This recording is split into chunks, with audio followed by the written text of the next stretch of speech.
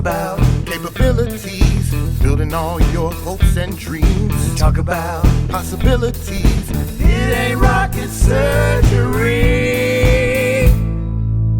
but maybe it is. Come on down, we're gonna sit around and get into your business. Get into your business. Get into your business. Get into your business. Get into your business. Get into your business. Get into your business. Welcome to the Small Business Miracles Podcast. I'm Jeff Randolph. This Small Business Podcast is brought to you by EAG Advertising and Marketing. We're going to talk about marketing. We're also here to celebrate entrepreneurs. We have marketing news and advice that business owners can use to keep moving forward. Today, we're talking to our good friend Debra Manfield, the owner of Four Paws Pantry and Spa. But first, we have another marketing tip to talk about.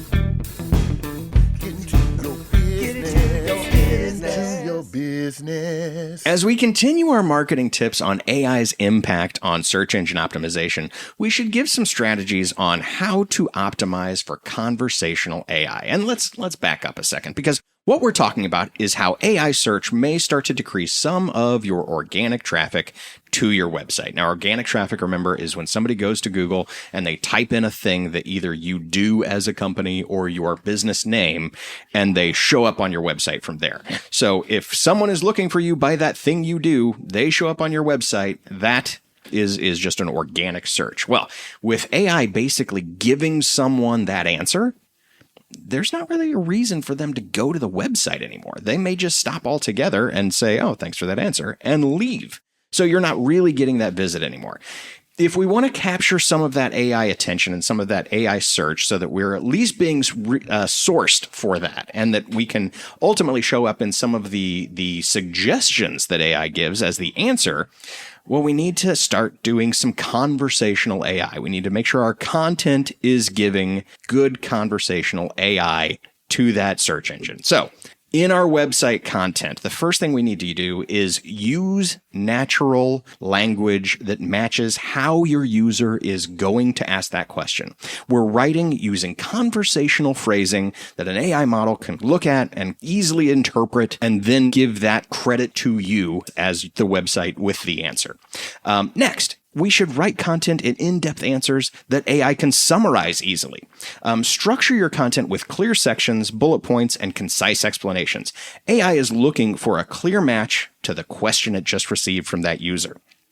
And then a very concise and trusted answer on your website.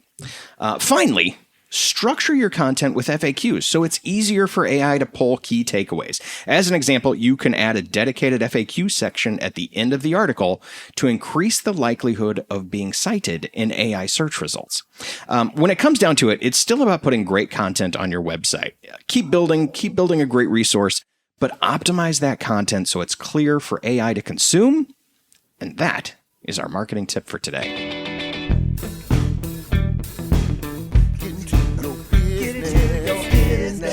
Business. All right, we've made it to our featured interview section of the podcast, and I am joined by Debra Manfield. She's the owner of Four Paws Pantry and Spa. Debra, welcome to the show. Well, thank you, Jeff. I'm so happy to be here. We're happy to have you because literally the amount of knowledge for pet things that you have in your head, you've forgotten more about dog and cat nutrition than any human will ever know. So this is a treat to have you here. So thank you. Let's talk about Four Paws Pantry and Spa.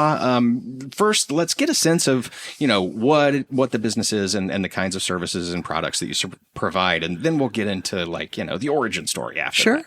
So, our store is all about, dogs and cats. Mm-hmm. And to that end, our main objective is getting people, the knowledge so that they can feed their pets the best nutrition that they can provide. And what we do is provide the knowledge mm-hmm. and the products for them to make those choices.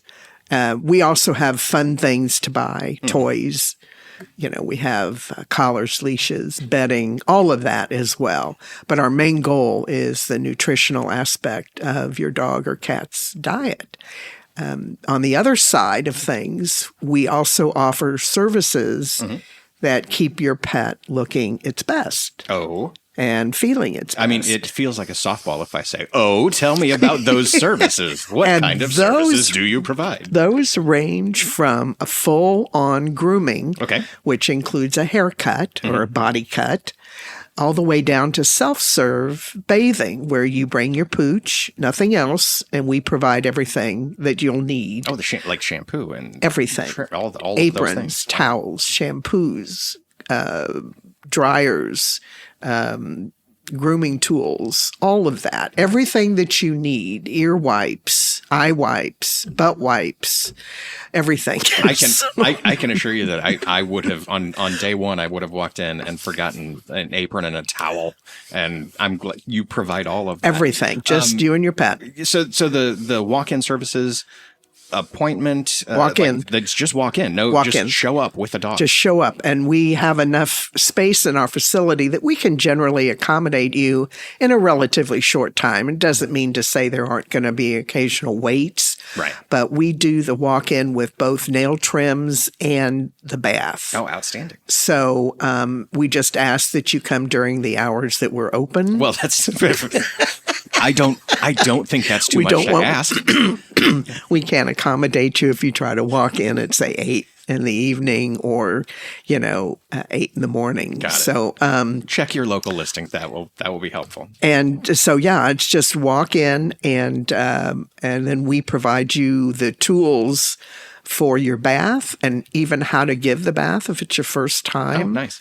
And certainly we can provide a nail trim to you at extra cost before or after your bath. Man, the nail trim, I can tell you that's from experience that it's sometimes handy to have someone who knows what they're doing. It is. And to have a walk-in service like that, because you just never know when you decide or have the time and you're like, I got to get my dog's nails trimmed. You don't have to make a vet appointment. Right. You don't have to make an appointment at all. You just come in during our hours and we'll have someone there to take care of you. It's a great resource. Yeah. Tell me, so let's get into the origin story because this, sure.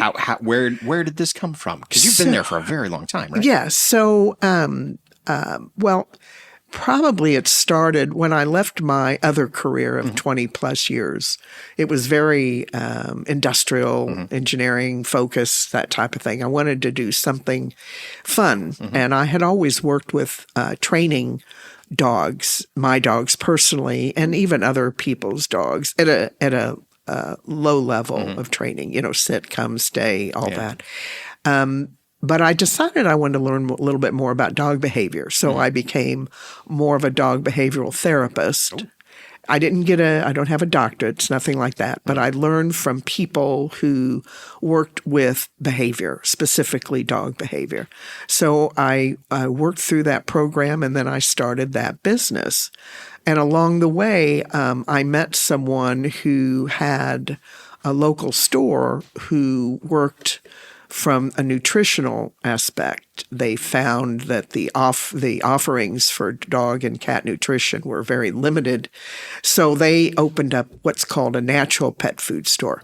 And as I was going through my work as a trainer, there is a huge connection between behavior and nutrition levels. So a lack of good quality nutrition can cause behavioral issues like resource guarding or aggression. Right. That's being territorial about your food and exactly, resource guarding. And so at some point, this individual wanted to know, or I asked them if they could use some support in their business, and they said yes. So we did partner up. And that was back in 2005. Okay. And I became a trainer in 2003. So that evolved. And probably about 8 years later, we decided to just kind of go our separate ways. So I kept one of the stores and they kept the other. And I changed the name. And then I moved forward with that store. So it's been that store in Olathe is been there operational since 2007.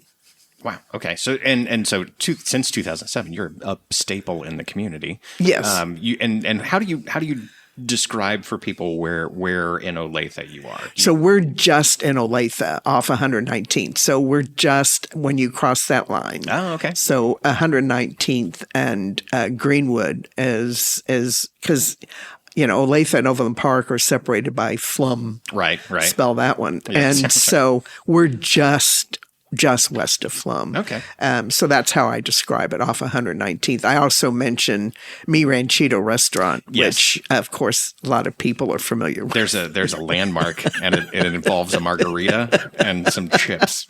Exactly. That's how I know where. Exactly. So yeah. And so let's dive into the local aspect of it, because you're a part of that community. You've been a part of that community since the early 2000s.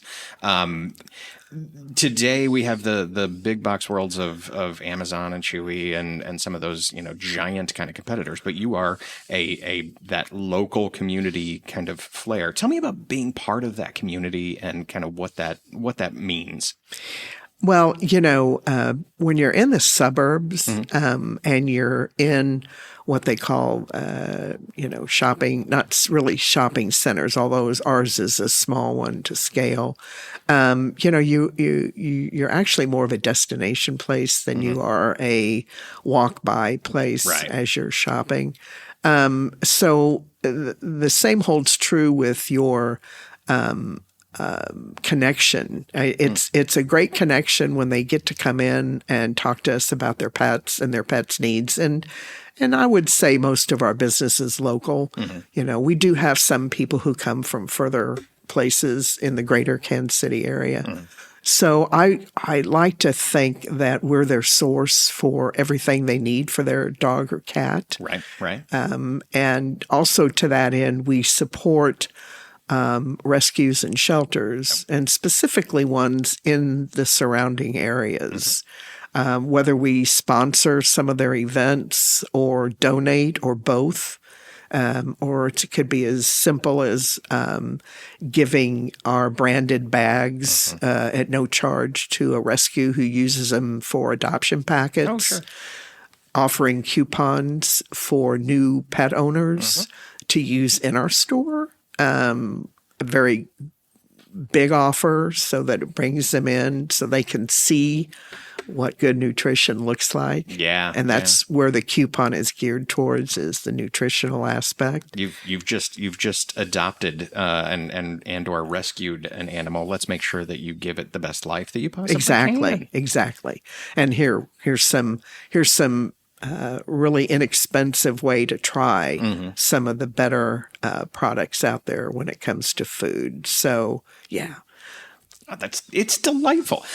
There are a lot of questions about pet nutrition that come up, and you started getting into it super early, but the way that market has developed, raw food or dry food, dehydrated, grain-free or not grain-free. Am I doing a rotational diet? Is there a novel protein? There's a lot of different words that people and you get used thrown a lot at. of good And words. I can throw an SEO keyword in there every once in a while if I need to.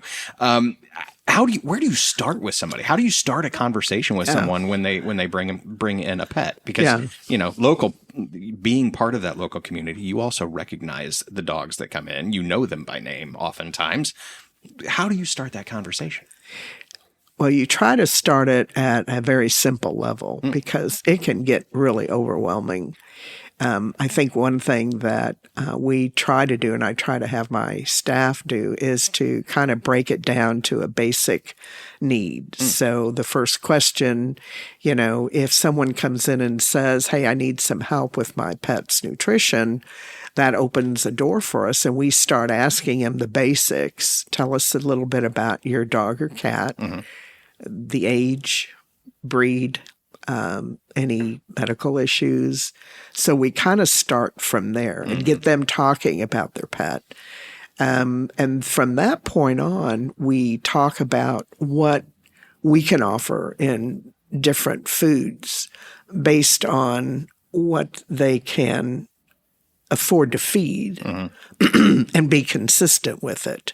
Because that's our goal, is to make sure that whatever we might switch them to, they can carry on with that. Sure. Yeah. And that it it's doesn't not a become one-time, a burden. Yeah. Right. Not a one-time experiment. It's a. And so whether it's kibble or raw or freeze-dried or lightly cooked and all the other things that are being offered now, it really depends upon those answers that we get back. And then we go from there. Certainly, we would prefer that everyone feed a less processed diet, but it doesn't have to be 100%. If they can afford at least 25% to be made up of whole, real food, that is still a huge health benefit. Very similar to the way that humans could be fed. That overprocessed, we know that's not good for us. We know every that, meal of every day of our life. That would be a bad choice. So you need to make some good choices. You're going to, as well. And what people say to me sometimes is, "Well, my dog's fine. My dog's healthy now." And I said, "Yes, probably, and could be for several more years." But what happens is the effect accumulates. And at some point, then you're going to have an issue. And you're never going to know what the catalyst was. Right. But that had been building all along. And an issue might be like itchy skin. Or Bad skin is a huge issue.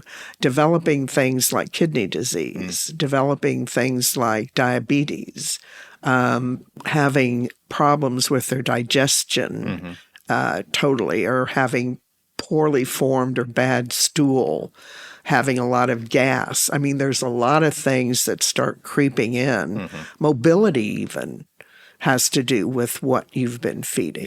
Yeah. So they'll come. May not be just right yet, but it's gonna happen. And then the healthier or the more natural diet you're able to feed, the less vets you're going to visit.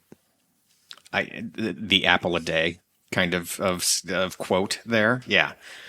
I noticed when we started this conversation, you're talking about how do I get into this discussion with a pet owner. You started out with age and breed, and right away that let me know that one, it changes over time. And two, the level of knowledge you have to understand all of the different kinds of potential problems that happen per breed is insane to me. Like that is a level of wisdom that you can bring to the equation that kind of blows my mind. It's kind of cumulative. It's learned over time. Obviously, you couldn't study that. Right. But you know that bull terriers, especially white ones, they're going to all have skin issues. It's genetic. Yeah. Right? So what you want to do is feed based on that aspect of their breed. Not all breeds are going to have the same issues, but the likelihood is there. It's just like the incidence of cancer in golden retrievers and other dogs. You want to feed them from the onset like they're going to develop cancer. And you want to feed them a diet that does not promote it in the body. Man. So things like that are things that you've learned over time. And I'm still learning. Well, I'd say you're doing pretty well. There's a lot of accumulated wisdom there that you're bringing to the community. Let me if I can, let me move us into the lightning round. Are you ready for a lightning round question? Sure. The rules of the lightning round are there are no rules. We just you have no way to know what I could possibly ask, but the idea is that we get to know you a little better. I'm going to start the lightning round with this question, and it's kind of that 15 minutes of fame and fad question because there are pet products that come and go all the time. And is there a pet product or some kind of pet related thing that has had its 15 minutes of fame and you are ready for it to just go away now? Rubber booties. Oh, like for a dog to wear outside in the snow. The ones or cold? that look like balloons. They're still out there, and and I shake my head. I was one person who did bring them into the store. Right. And for a while, they were okay, and they were all this sensation. And then it was time for them to go away, and they've had a resurgence, and I don't know why. It's the retro look. The dog remembered how it looked. Of all the things, that's what sticks in my in the mind, are the 80s. balloon-looking rubber booties. It's time for that one to go. Next question: fireworks season's nearly here. Yeah. What advice do you have for pet owners? Oh, goodness. To get some calming treats if they need them, and to know your dog. So make sure they can't escape, whether it's your yard or your home. Oh, gotcha. Okay, so physical security first. Physical security, and then look to their mental health. So getting something to keep them calmer and feeding that to them prior to the activity. And because the 4th of July goes on, it's not just necessarily. It's a week-long event. So just know and find something that your dog responds well to, and then offering them a place to go, whether it's a closet or a bathtub or a room. Make sure that is available to them. And that's okay. It's not like we should stop them from. It's fine. Hey, relax. It's okay. No, It's just let them go. Do whatever you can to get them into a better state of mind, or just a way for them to wait it out. All right. Good advice for the 4th. This next one is so weird, but it means so much. They say that people look like their pets. How true do you think that is? It is. I would say percentage-wise, you're looking at maybe 60% plus. Wow, there's a correlation there. And I see it every day. I mean, I do. I just kind of look at the dog and look at the owner, and I go, "Yep, that one." I just go, "Yep, checks yeah." out. Whether it's a Cocker Spaniel lover or a Bull Terrier lover, or Great Dane, or I just see it. Yeah. This has been like 8 years ago now, but you were first giving me a tour of the store about 8 years ago. And when we're walking through, we walk through the back area and say like, hey, here are the ovens where we bake some treats for the dogs on their birthday. And then kind of keep moving along. Here's the back office area. And that topic was being kind of thrown around as we were walking through. And from the back of the line, I said, I own an English Bulldog. And you stopped, turned around, looked at me, and went, yeah, I can see that. And I went, ooh, is it? I don't have an underbite. Is it my jowls? Am I just dense? I don't know. It's one of those things. It was one of those things. It was the face. That's it. It is. It's generally going to be the face that I can tell. Either the eyes, you have maybe Cocker Spaniel eyes, or maybe with the Bulldog, you have that cheeky face. That's it. I definitely have a cheeky face. I have a cheeky face. I don't know if that's because we seek out pets that look like us, or those pets find us. No, I believe that is the first. We're looking to. We are drawn to, I believe, pets that look like us. Fascinating. That is. It's a fascinating concept. I've got a true or false question for you. True or false? You were a Chiefs cheerleader. True. That is. Okay. I was a chiefette. Well, which semantics. Is a chief dancer. We danced. We didn't cheer. So there is a difference. So there's the cheerleaders who cheer after every touchdown, after, yada, yada. The Chiefettes was a dance company that performed during halftime for the Chiefs organization. Outstanding. How many careers have you had at this point? Yeah, that was unpaid. That was a voluntary career. Hey, I volunteered as a tour guide at a brewery. I understand these things. These are we do things. They cost us. We love them. It cost my mom and dad more than I got paid. I mean, they had to pay for transportation, costumes. Oh, right. Okay. Yeah, the Chiefs organization was not very, how shall I say, forthcoming with, You performed a valuable service, but did it as a volunteer. Yeah. Here's my last question on the lightning round, and it's about all of the new and exciting things that you get to see in pet products. You've gone to a lot of the pet product trade shows where we get to see all of the new products. You get to stare at new product information that comes across, and you're trying to figure out what is that next thing that comes in. Is there a new product or product category that you're starting to see that we should all get kind of excited about, and you're seeing some interesting developments in this area or that? Well, I'd like to say it's in the supplement area because the dogs and cats do suffer from mobility issues, a lot of them as they grow older. And I'm seeing some supplements come out that address it a little more fully.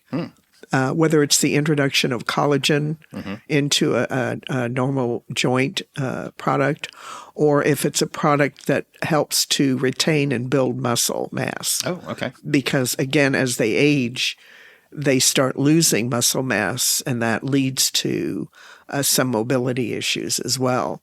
So I'm starting to see the introduction of certain super supplements, as I will call them, coming into the dog sphere that have some clinical research on them. So that makes me happy because that extends their life. You know, if you have a dog that loses mobility, then that's difficult. Yeah, difficult to come back from that. Yeah, that's right. So I'm kind of excited. I mean, that's not the fun stuff. There's a lot of fun stuff coming up, but that's something I think speaks to the core of why I'm in this business, and that is to keep your pets healthy and with you as long as possible, and that bond.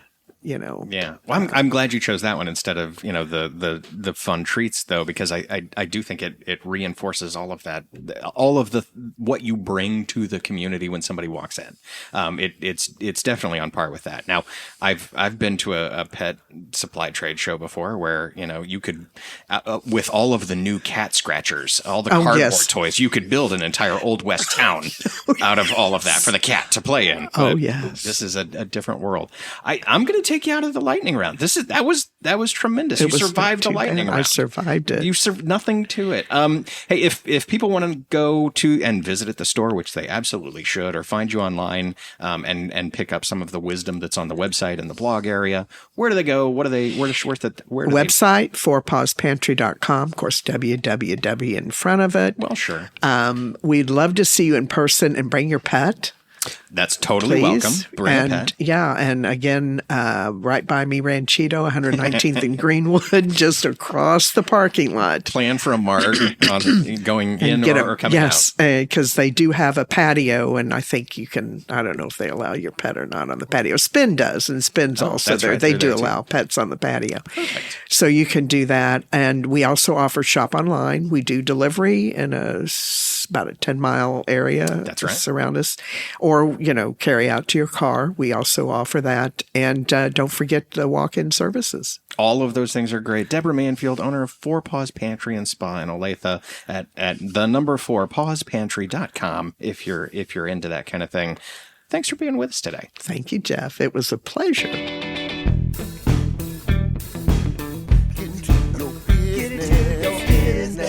Business. And that is our show. Thanks to Debra Manfield at Four Paws Pantry and Spa. And thank you for listening to the Small Business Miracles podcast. Remember to subscribe, leave us a 5-star rating and review. Drop us a line on the website at eagadv.com if you have any thoughts. Until then, we'll be out here helping entrepreneurs with another Small Business Miracle.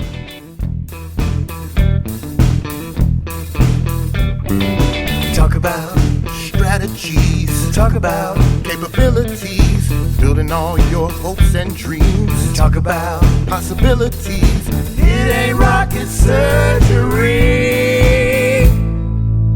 but maybe it is.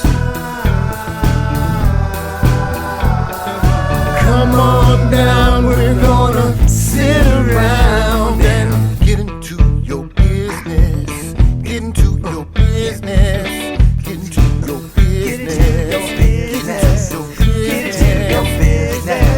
Get into your business. Get into your business. Get into your business. Your business.